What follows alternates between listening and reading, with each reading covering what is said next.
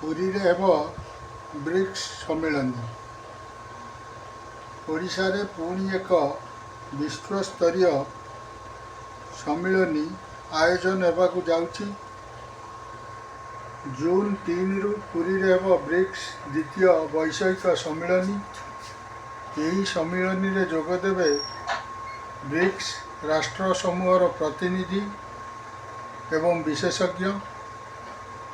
Russia, ଦକ୍ଷିଣ Africa, Saudi Arab, UAE, China, Brazil, Egypt, Ethiopia, Indonesia, Iran ପ୍ରତିନିଧି ଯୋଗ ଦେବାର କାର୍ଯ୍ୟକ୍ରମ ରହିଛି।